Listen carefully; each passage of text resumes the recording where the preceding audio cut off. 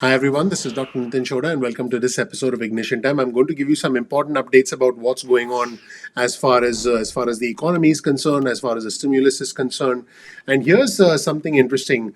This morning we had a Republican Congressman Ken Buck from Colorado say that the $1.9 trillion is not necessary to get the job done. Pretty interesting. One of the main arguments from the Republicans is that there's a lot of unspent money from the first version of the CARES Act and from all the prior stimulus, and we should be using that instead. Super interesting. Let's listen to Ken Buck, the Republican congressman from Colorado, making his case for the fact that this $1.9 trillion stimulus is not needed. Let's roll the tape and hear from the congressman. Congressman, I have you here. We're learning that while Joe Biden might not want to wiggle too much on the price of that stimulus package, the one to address COVID, at 1.9 trillion, he is open to limiting exactly who gets those $1,400 checks, but it really won't move the needle on the overall price of this. As things stand now, and if a $1.9 trillion plan were presented to you, would you vote for it?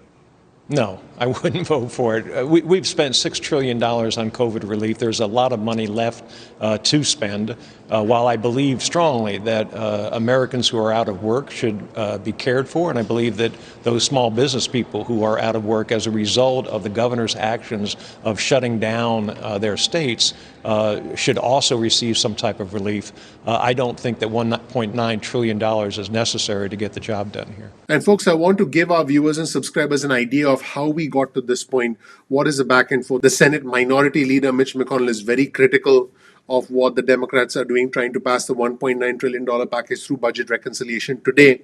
There's mania going on. There's a vote-a-rama going on where they are going to suggest multiple amendments. Let's take a look at a recap segment, if you will, from CNBC, where we look at key comments from the Senate Majority Leader, Chuck Schumer, the Senate Minority Leader, Mitch McConnell, and indications about what is potentially ahead of us as far as President Biden is concerned. Super important segments, a key summary of everything that's gone on in the past few days, and essentially brings us to where we are now. Let's roll the tape and check out this quick summary. We want to do it bipartisan, but we must be strong. We cannot dawdle, we cannot delay, we cannot dilute.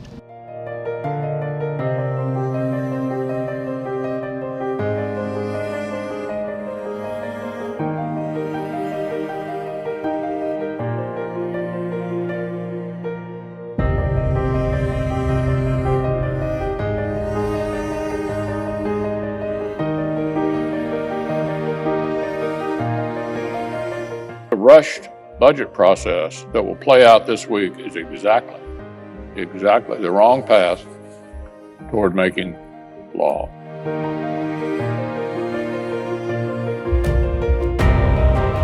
If they think that they're going to we're going to throw all of caution to the wind and just shove it down people's throats, that's not going to happen.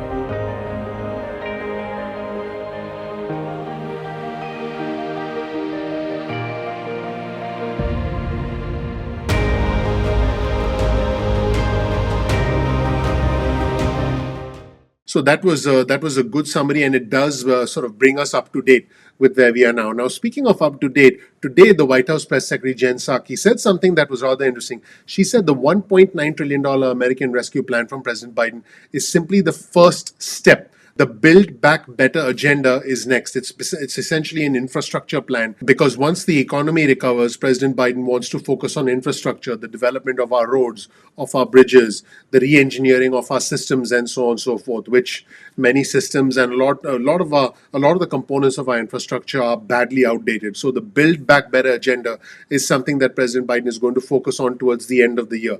Let's take a look at Jen Psaki highlighting that the American Rescue Plan, the $1.9 trillion American Rescue Plan, is just the first step. Let's watch. Well, again, Peter, I think what we're hoping to do through the package is provide assistance to Americans who are struggling to make ends meet at this moment in time. And you're right, there's a large swath of Americans who are struggling through this moment in time because they fear about their health, the health of their grandparents, of their cousins, of their parents, and also people who worry about their kids going back to school and their desire to get their kids back in school and continue learning.